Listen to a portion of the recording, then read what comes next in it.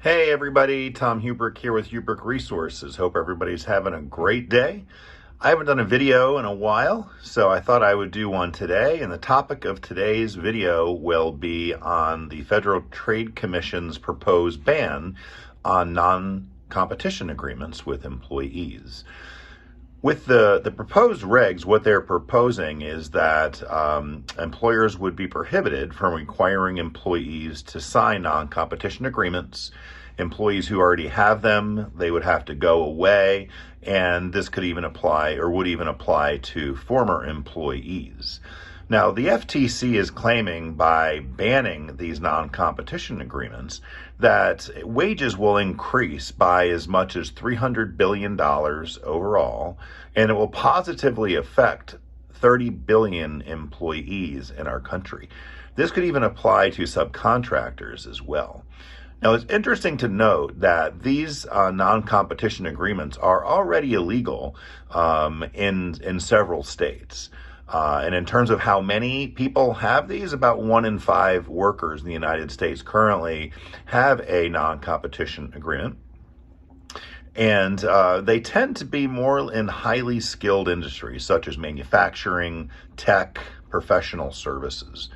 Now, obviously, the U.S. Chamber of Commerce is challenging the legality of this, and I will tell you that a lot of my clients that I've been speaking with are not happy about it. And the proponents of this are saying that it could limit innovation. Companies, that have closely held information could be compromised. It could hurt business, where employees are going to obviously go to their competitors, take their client list with them, and what have you. So it's something that employers are obviously concerned about.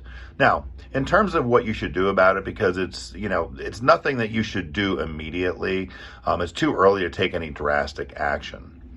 But I would start to think about the fact that this is something that could happen, especially since we're seeing it coming across the country with several states.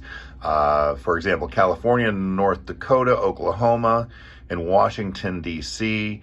Ban the agreements with a few exceptions, and then Colorado, Illinois, Maine, Maryland, New Hampshire, Oregon, Rhode Island, Virginia, and Washington State prohibit non-competition agreements unless the worker earns above a certain threshold.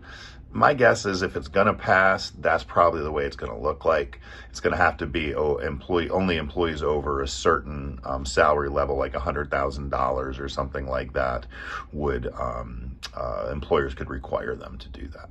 Now, the one thing I will say is you might want to be talking to your attorney now on whether, instead of a non-competition agreement, maybe you could accomplish the same goal with a non-disclosure agreement or a non-solicitation agreement.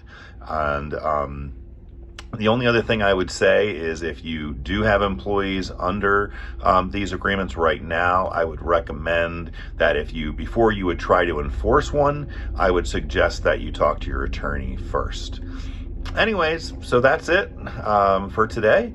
I appreciate your watching this video, and let's see how this shakes out. All right, thanks.